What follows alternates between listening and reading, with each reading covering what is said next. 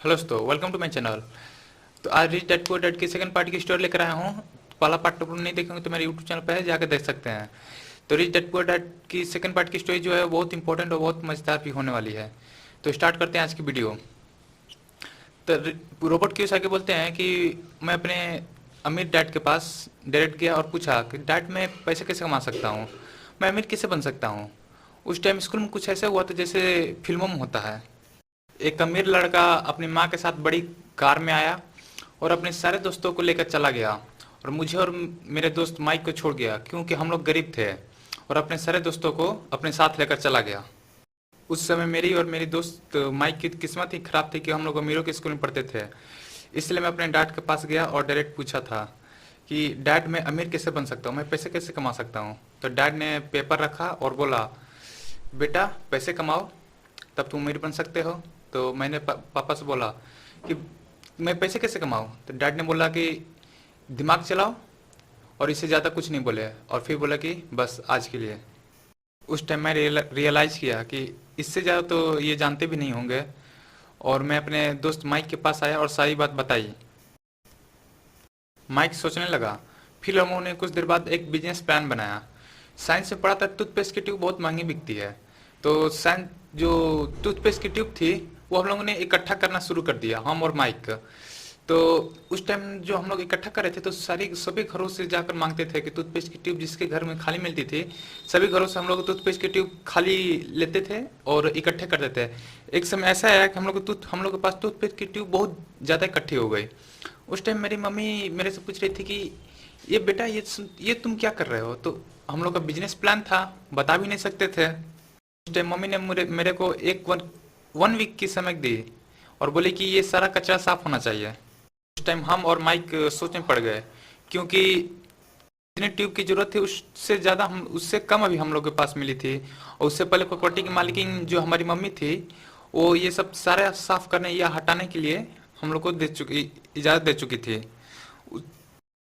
एक दिन मेरे डैड और उनके दोस्त बाहर जा रहे थे, तो उन्होंने देखा कि 9 साल के बच्चों ने अपने टूथपेस्ट की प्रोडक्शन बनाना स्टार्ट कर दिए हैं, यानी बना रहे हैं। तो उस टाइम मेरे डैड और उनके दोस्त मेरे पास आए और देखकर हंसने लगे और बोले कि ये सब तुम लोग क्या कर रहे हो, ये इलीगल है। दूसरे के टूथपेस्ट में अपनी पेस्ट डालकर प्रोडक्शन करना ये इलीगल बात है, ऐसे बिजनेस नहीं किया जाता। और हम लोग को समझाया। तो ये बात सुनकर हम लोग का, मेरा और मेरे माइक का दिल टूट गया, क्योंकि इतने सारे टूथपेस्ट हम लोग इकट्ठा कर चुके थे कि हम लोग ये सब ये वेस्ट जाने वाला था। उस टाइम हम लोग का दिल तो टूटा था, लेकिन वो लोग बहुत खुश थे क्योंकि उन लोग ये सोच रहे थे कि इन लोगों ने कुछ तो करके दिखाया। क्योंकि बहुत लोग बहुत कुछ बोलते हैं लेकिन करते कुछ नहीं है। ये लोग तो 9 साल की उम्र में कुछ तो किया है। ऑनेस्टली बताऊं, ये सब सुनने में अच्छा लगता है। तो उस टाइम डैडी मेरे पीछे से आए और बोले कि अगर तुमको अमीर बनने सीखना है तो माइक के डैडी से जाके पूछो। तो माइक ने बोला कि मेरे डैडी। तो मेरे डैड ने बोला कि हाँ। तो फिर माइक ने बोला, क्या अंकल, मेरे डैडी कैसे अमीर बनने के लिए टिप्स दे सकते हैं। तो मेरे डैड ने बोला, हमारे डैडी और मेरा अकाउंट का जो बैंकर है वो एक ही आदमी संभालता है, और वो तुम्हारे डैडी की बहुत आकर मेरे पास तारीफ करता है और बोलता है कि ये जो माइक के डैडी हैं वो अमीर बनने के कगार पर हैं। तो हम सोचने लगते थे उस टाइम, तो वही माइक जो तुम बोल रहे हो वही तुम भी सोच रहे हो। तो माइक ने बोला कि अगर हम लोग अमीर रहते, तो अगर या अमीर रहते या अमीर होने के कगार पर रहते तो हम लोग के पास भी कार होती, घर होते। तो मेरे डैडी ने बोला कि ये सब दिखावा है, जिसके पास मकान है, जिसके पास घर है, जिसके पास कार है, बड़ी बड़ी कारें हैं, वही सिर्फ अमीर नहीं होता है। और उन्होंने बताया कि बेटा तुम्हारे डैडी एक लंबा और बड़ा बिजनेस कर रहे हैं, और उस बिजनेस से आज नहीं तो कल तुम्हारे डैडी को फायदा हो ही जाएगा। आज नहीं तो कल या 1 या 2 साल बाद तुम्हारे डैडी अमीर बन ही जाएंगे। देखना कि तुम्हारे डैडी उस टाइम बड़े बड़े पैसों वाले लोगों में शामिल होंगे। तो ये बात सुनकर हम लोगों में भी जोश उमड़ गया। तो उस टाइम हम लोगों ने माइक के डैडी के पास अमीर बनने की टिप्स लेने के लिए चल पड़े। तो फिर हम लोगों ने सोचा कि माइक के डैडी बहुत ज़्यादा बिजी रहते हैं, तो हम लोग जैसे 9 साल के बच्चे से बात करेंगे कि नहीं करेंगे। तो फिर हमने माइक से बोला कि माइक तुम अपने डैडी से बात करो और फिर हमको बताओ। तो माइक ने बोला कि ठीक है, हम अपने डैडी से बात करके तुमको बता रहे हैं। उस रात माइक का 8:30 बजे करीब में फ़ोन आया और बोला कि आज सैटरडे को कल मेरे डैडी के साथ मीटिंग फिक्स हो चुकी है 8:30 बजे दिन में। तो मैं सैटरडे को मैं 8:30 बजे दिन में उनके माई के घर पहुंचा और जाकर बैठ गया। उस टाइम उनके उसके डैडी बहुत बिजी थे और वैसे भी उसके डैडी बहुत बिजी रहते थे। वहाँ पर उसके माई के घर बहुत सिंपल सा था। एक पुरानी सी चटाई बिछी हुई थी, एक पुराना सा फर्नीचर था जिससे उनके घर में बदबू आ रही थी, थोड़ी स्मेल आ रही थी। उस टाइम मैं सोचा कि ये हमको अमीर बनने के टिप्स देने वाले हैं। वहाँ पर 2 आदमी बैठे हुए थे। तो मैंने माइक से पूछा कि ये दोनों कौन हैं। तो माइक ने बोला कि ये मेरे डैडी के स्टाफ हैं। तो मैंने माइक से बोला कि माइक, तुम अपने डैडी से बात की है कि वो हम लोग को अमीर बनने की टिप्स देने वाले हैं। तो माइक ने बताया कि हाँ, उन्होंने बोला कि हम तुम्हें ऑफर देने वाले हैं। तो ऑफर की बात सुनी तो हम खुश हो गए कि पहले ही बिजनेस में हम लोग को ऑफर मिलने वाला है। उस टाइम माइक के डैडी आ गए और हम लोग डर गए। तो उन्होंने और आकर हम लोग के पास बैठ गए और बोला, सुना है कि तुम लोग पैसा कमाना सीखना चाह रहे हो को। तो मैंने बोला कि हाँ अंकल। तो बोले कि तुम दोनों सीखना चाह रहे हो कि सिर्फ तुम ही। तो मैंने बोला कि हम दोनों अंकल। तो उन्होंने बोला कि अगर पैसा बनाना सीखना है तो मेरे साथ काम करना पड़ेगा। यहाँ पर कोई स्कूल की क्लास नहीं चल रही है कि कुछ करने के लिए किसी को कुछ टिप्स दिया जाएगा। मेरे साथ काम करना पड़ेगा, अगर मंजूर है तो बोलो। तो मैंने माइक की तरफ देखा, माइक मेरे तरफ देखा। फिर मैंने कहा कि अंकल मेरा एक क्वेश्चन है। तो उन्होंने कहा कि यहाँ पर मेरे टाइम वेस्ट करने के लिए तुम मत आया करो, और बोले कि अगर तुमको मंजूर है तो हाँ करो, नहीं तो चले जाओ। तो मैंने कहा कि हाँ अंकल मंजूर है। उन्होंने बोला बढ़िया, तो लग जाओ काम पर, मेरे स्टाफ आकर तुमको काम सिखा देंगे। बोला कि हर एक घंटे के काम पर तुमको 10 सेंस मिलेंगे। सैटरडे को 3 घंटे काम करना है और आकर 3 घंटे काम करके अपने 30 सेंस तुम लेकर अपने बिजनेस कर सकते हो। हमने कहा अंकल आज मैच है। तो अंकल ने कहा कि जाओ ठीक है मैच खेलो। तो फिर हमने कहा नहीं अंकल, मैच तो फिर कभी खेल लेंगे, आप तो गुस्सा गए। फिर हम लोगों ने उनके बताए हुए स्टाफ के काम पर लग गए। काम क्या था, एक बड़ा सा रूम था, उसमें एक बड़ा सा बक्सा था। उस बक्से से धूल आती थी, उसको साफ करना था। यही काम 3 हफ्ते तक हम लोगों ने किया और सेंस क्या मिलता था, बहुत कम था। उस समय के हिसाब से बहुत कम हम लोग को सेंस मिलता था। तो हम लोग को भी अच्छा नहीं लगता था। उस टाइम मेरे को गुस्सा बहुत ज़्यादा आता था क्योंकि हम लोग गधे के तहत काम करते थे, हम लोग को कुछ अच्छा लगता भी नहीं था। और चौथा हफ्ता आते आते हम गुस्सा ही गए। और ये तो छोड़ो, माइक के डैडी से हम लोग को सिर्फ पहले हफ्ते ही बात हुई थी जिस टाइम हम लोग आए थे। उसके बाद माइक के डैडी से हम लोग को नहीं बात हुई, नहीं माइक के डैडी हम लोग से दिखे। तो मैंने गुस्से में माइक से बोला कि भाई तुम्हारे डैडी तो हम लोग को कुछ सिखा नहीं रहे हैं, मैं काम ये छोड़ रहा हूँ क्योंकि वो उनसे नहीं हम लोग की बात होती है और नहीं वो दिखते हैं। तो मैं ये काम छोड़ रहा हूँ क्योंकि हम लोग को कुछ फ़ायदा भी नहीं हो पा रहा है। जब मैंने छोड़ने के बाद बोली तो माइक उस टाइम हंस रहा था। तो मैं बोला कि तुम हंस क्यों रहे हो, मैं सीरियसली बोल रहा हूँ, मैं ये काम छोड़ रहा हूँ। तो माइक हंस कर बोला कि मेरे डैड ने बोले थे कि गुस्सा जाओ तो उन्होंने मिलने के लिए बोला है। तो मैंने बोला क्या, तुम लोगों ने मेरे साथ गेम खेल रहे हो। तो माइक ने बोला कि मेरे डैड का सिखाने का तरीका ही कुछ ऐसा है, वो ज़्यादा बात नहीं करते हैं। उन्होंने बोला कि जब तुम गुस्सा जाओगे तो उन्होंने बोला कि तुम मेरे से मिल सकते हो। तो मैंने बोला कि मेरे जो पढ़े लिखे डैड हैं वो भी गुस्सा रहे हैं क्योंकि एक तो बच्चे हैं हम लोग, इतने भारी काम, बच्चों से इतने भारी काम कराना इलीगल है और पैसे भी कम मिल रहे हैं और सेंस भी नहीं मिल रहा है। कम से कम तो इससे ज़्यादा पैसा भी मिलना चाहिए था। मैं गुस्से से माइक के डैडी से मिलने के लिए चला गया और वहाँ पर जाकर नीचे चटाई पर बैठ गया। 1 घंटा मेरे को वेट कराया और मैं गुस्से से तो उबल रहा था। वहाँ पर वहीं 2 लोग बैठे हुए थे जो पहले दिन बैठे हुए थे और बहुत लोग गए। 1 घंटा मेरे को इंतजार कराया और फिर 1 घंटे के बाद वो मेरे से मिलने के लिए बाहर आए। उनको मेरे को तंग करना वो अच्छा लगता था। मुझे अपने ऑफिस में लेके चले गए। उनके ऑफिस में मैं जाकर बैठा और उन्होंने कहा अच्छा बेटा, तुम्हारी सैलरी बढ़नी चाहिए नहीं तो तुम अब ये काम छोड़ दोगे। तो मैंने कहा कि हाँ। और उस टाइम मेरे आंखों में आंसू आ गए। मैंने कहा कि अंकल आपने मेरे साथ धोखा किया है क्योंकि हम लोगों ने पहले बैट बॉल छोड़ा और नहीं आप कुछ सिखा रहे हैं हम लोगों को, अब सिर्फ काम करा रहे हैं गधे के जैसे, और आप कुछ सिखा भी नहीं रहे हैं। आपने हम लोग के साथ धोखा दिया है। मेरे डैडी सही कहते थे कि आप बहुत क्रूर हो। आप सिर्फ अपना काम निकालना चाहते हो, लोगों से काम कराते हैं और अपना और कुछ नहीं करते हैं, सिर्फ वो अपने वादे पे मुकर जाते हैं। फिर मेरे डैडी गवर्नमेंट जॉब वाले हैं, उनसे मैं आपको शिकायत करूंगा कि आप बच्चों से काम करा रहे हैं। तो उन्होंने कहा कि अच्छा बच्चा। तो फिर तो मैंने बोला कि हाँ, अपने डैडी से शिकायत करके आपको जेल भिजवाऊंगा क्योंकि आप बच्चे से काम करवा रहे हैं। उन्होंने कहा कि अच्छा बच्चा, तुम वही काम करो जो मेरे बाकी वर्कर्स करते हैं। वो भी वही बोलते हैं कि अगर नहीं पैसे कम मिलते हैं तो बोलते हैं कि आप पैसे नहीं देंगे तो हम नौकरी छोड़ के चले जाएंगे, हम ये कर देंगे, वो कर देंगे, आपकी शिकायत कर देंगे। तुम भी तो वही बात कर रहे हो। मैंने तुमसे पहले ही कहा था कि ये कोई स्कूल नहीं है, ये कोई क्लासरूम जैसे मैं तुमको नहीं सिखाऊंगा कि ऐसे करो वैसे करो।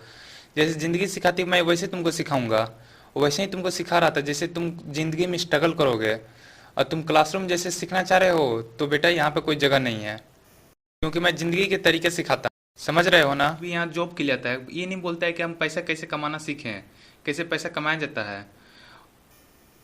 तुम लोग वो दो पहले लड़के हो जो आए हो मेरे पास कि पैसा कैसे कमाया जाता है मेरे पास सीखने के लिए।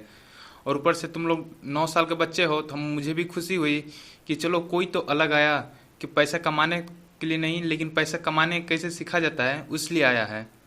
दुनिया के 90% लोग जॉब के लिए सिर्फ घूमते हैं, ये नहीं सोचते हैं कि पैसा कैसे कमाएं। रोबोट कियोसाकी बोलते हैं कि हाँ अंकल, और मैंने ये सीखा कि आप कितने मतलबी हैं। इस बात पर वो जोर जोर से हंसने लगे। फिर बोले कि बेटा तुम्हारी प्रॉब्लम क्या है? अगर तुम्हारी प्रॉब्लम मैं हूँ तो मुझे बदल दो, अगर नहीं तो अगर तुम्हारी प्रॉब्लम तुम्हारी सोच है या तुम्हारा नज़रिया है तो तुम अपना देखने का नज़रिया बदल लो, या तुम्हारी सोच है तो अपना जो समझने का जो तरीका है वो बदल दो। क्योंकि बेटा दूसरे को बदलने से अच्छा है और आसान है तुम अपने खुद को बदल लो, तो अपना देखने का या समझने का तरीका बदल दो। मैं ज़्यादा बकवास करना नहीं चाह रहा था, फिर भी उस टाइम मैं डायरेक्ट पूछ लिया कि अंकल आप मेरी सैलरी बढ़ा रहे हैं कि नहीं बढ़ा रहे हैं, क्योंकि उस टाइम हम अपने पढ़े लिखे डैड से पूछ कर आए थे और समझ कर आए थे कि वो बोल रहे थे कि तुम अपनी सैलरी बढ़ाने के लिए पूछना उनसे और कहना। फिर वो बोले बेटा तुम भी वही कर रहे हो जो मेरे सब वर्कर करते हैं या तुम्हारे डैडी करते हैं, सैलरी बढ़ाने का इंतज़ार या सैलरी बढ़ाने की मांग। क्योंकि बेटा सैलरी बढ़ाने से किसी की प्रॉब्लम हल नहीं होती। तो अब कुछ देर बाद उनकी धीरे धीरे बात मेरे को समझ में आने लगी। फिर मैंने बोला कि तो अंकल क्या कह रहे हैं आप, क्योंकि इतनी कम सैलरी में हम आपके लिए काम नहीं कर सकते हैं, सॉरी। तो उन्होंने कहा बेटा हम सैलरी तो बढ़ा देंगे, लेकिन हम सैलरी बढ़ाएंगे तो तुम्हारे खर्चे बढ़ जाएंगे, क्योंकि उस टाइम तुमको पैसा खर्च करने के रिगार्डिंग सोचने का तरीका बदल जाएगा। लेकिन एक बात वो ऐसे बोले जो मुझे बहुत अच्छी लगी और लोगों से उनको बहुत अलग बनाती थी। अगर बेटा तुम यही काम आगे चलकर इसी पैसे पर करते रहते कुछ दिन और, तो हम खुद तुमको यहाँ से निकाल देते, इस काम पर से निकाल देते, बोल देते कि हम तुमको नहीं सिखा सकते बेटा। अभी तुम कुछ देर पहले मुझे तुम क्रूर बोले थे, सिर्फ अपना काम निकालता हूँ और वर्कर्स को पैसे नहीं बढ़ाता हूँ। बेटा ऐसा नहीं है, वो खुद अपना काम मेरे को देते हैं, अपना काम करके मेरे को पैसा देते हैं, क्योंकि वो उनकी मजबूरी है। अगर मैं उन लोगों की सैलरी बढ़ा दूँ तो अपने उनके खर्चे अच्छे नहीं होंगे, प्रॉब्लम सॉल्व नहीं होगी, बल्कि और ज़्यादा बढ़ जाएगी, और ज़्यादा कर्ज में डूब जाएंगे, क्योंकि उनको खर्च करने के तरीका और ज़्यादा बढ़ जाएगा, और ज़्यादा प्रॉब्लम बढ़ जाएगी। क्योंकि जितने ज़्यादा पैसे आते रहेंगे उतनी ज़्यादा तुम्हारी प्रॉब्लम बढ़ती रहती है। तुम्हारे ज़्यादा सोच चलते रहते हैं कि हम ये सामान खरीद लें, वो सामान खरीद लें, ये सामान अभी खरीदना है।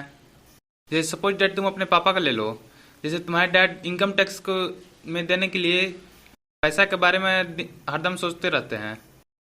सरकार तो यही चाहती है कि हम जितना तुमको दें उससे 70% या 80% हम तुमसे वापस ले लें।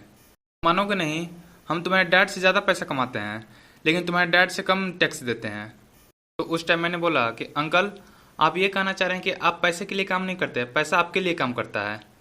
तो वो बोले हाँ, ये बेटा सब कुछ सीखना नहीं चाहता है, ये बात तुम्हारे डैड भी नहीं सीखना चाहते कि पैसा को कैसे काम में लगाया जाता है, पैसा को कैसे अपने लिए इस्तेमाल किया जाता है। उनकी सभी बातें मेरे को समझ में आती तो नहीं थी। फिर मैंने सोचा कि जहाँ पर मेरे सभी दोस्त बेसबॉल खेल रहे होंगे वहाँ पर मैं इनका लेक्चर सुन रहा हूँ। उन्होंने बोला कि बेटा तुम मेरे पास 3 से 4 वीक तुम मेरे पास काम किए हो पैसे के लिए, लेकिन मैं तुम्हें 50 साल का ज्ञान दे रहा हूँ। क्योंकि ये बात सीखने के लिए बहुत सारे लोग 50 साल 60 साल लगा देते हैं या जीवन भर लगा देते हैं, तभी भी अच्छे से नहीं सीख पाते हैं। और मैं तुम्हें 1 महीने के अंदर ही एक बात सिखा दिया। उन्होंने बहुत प्यार से पूछा कि अच्छा बेटा, तुमको इंतजार करना अच्छा लगता है, जैसे मेरे सारे वर्कर्स करते हैं। फिर मेरे को इशारा करते हुए दिखाए कि देखो मेरे स्टाफ को। तो वहाँ पर 2 उनके स्टाफ बैठे हुए थे, जो मिसेस वार्डन थी, जो 4 वीक से जो हम यहाँ काम कर रहे हैं, 4 वीक से वो वहीं पे बैठी हुई थी। तो उन्हें बताया कि देखो, अगर तुमको इंतजार करना अच्छा लगता है तो इनके जैसा तुमको बनना पड़ेगा, क्योंकि बेटा तुम इतने हार्ड काम कर रहे हो, इतने हार्ड वर्क कर रहे हो, और जब पैसा हाथ में आए उस टाइम तुम इनकम टैक्स में दे दो, अपने बिल पेमेंट में कर दो। और सरकार तो इसमें आगे रहती है कि हम अपना पैसा कैसे निकालें। फिर तुम्हारे पास क्या बच जाता है? कुछ नहीं। तुम ऐसा बनना चाह रहे हो? तो मैंने कहा कि नहीं अंकल। उन्होंने कहा कि अगर तुम सीखना चाहते हो कि पैसा कैसे कमाया जाता है तो जाओ काम पर लग जाओ। तो मैंने कहा ठीक है अंकल, मैंने तो सोचा था कि इस बार सैलरी बढ़ेगा। लेकिन फिर बोले वो कि पिछले बार तो मैं तुम्हें 30 सेंट्स दे रहा था, इस बार मैं तुम्हें 1 रुपया भी नहीं दूंगा, 1 सेंट्स भी नहीं दूंगा। तो फिर मैंने बोला कि क्यों? तो उन्होंने कहा कि अगर तुम्ही ने कहा था कि हाँ अंकल मैं काम सीखना चाह रहा हूँ, मैं पैसा कमाना सीखना चाह रहा हूँ, तो तुम पैसा कमाना सीखना चाह रहे हो तो जाओ काम पर लग जाओ, अगर नहीं सीखना चाह रहे तो जाओ, तुम यहाँ जॉब छोड़ सकते हो। तो मैंने कहा कि अंकल ऐसे कैसे हो सकता है कि पिछले बार तो आप पैसा दे रहे थे, इस बार तो कुछ भी दीजिए पैसा, कुछ भी 1 सेंस या 2 सेंस भी दे दीजिए, क्योंकि बिना पैसा का काम कैसे कर सकते हैं हम। उन्होंने कहा कि ठीक है, हम तुम्हें 1 घंटे के 20 सेंस देंगे, ले लो, और तुम ही बन जाओ मेरे वर्क, जैसे सभी वर्कर्स हैं वैसे बन जाओ। फिर मैंने सोचने लगा कि मैं पैसा बढ़वाने के लिए आया था या पैसा अपने घटवाने के लिए आया था, क्योंकि उस टाइम तो मेरे को 10 सेंस मिलते थे, और अब मेरे को काम करने के लिए 1 भी सेंस नहीं मिल रहा है, 0 मिल रहा है। मैं 1 घंटे के लिए 20 सेंस तो ले सकता हूँ, लेकिन जो ये बता रहे हैं, जो ये आइडिया दे रहे हैं पैसा कमाने का, वो शायद फिर किसी से ना मिले। इसलिए मैं फिर काम पर लग गया। और मैं अपने पढ़े लिखे डैड को नहीं बताया, क्योंकि उनको मैं क्या बताता, क्योंकि यही हम बताते कि हम खुद से जो समझा रहे थे वो हम खुद नहीं समझ पा रहे थे कि क्या वो समझाए क्या नहीं समझाए। तो मैं उनको क्या समझाता कि जो बताता तो आधा ही बताता, तो वो खुद नहीं समझ पाते, इसलिए मैं उनको नहीं बताया। और वापस जाकर वहाँ पर गधों की तरह काम करना शुरू कर दिया मुफ्त में। तो अभी के लिए इतना ही, धन्यवाद। अगर अच्छी वीडियो लगी तो लाइक एंड सब्सक्राइब करना ना भूलिएगा। फिर मिलते हैं अगले पार्ट में।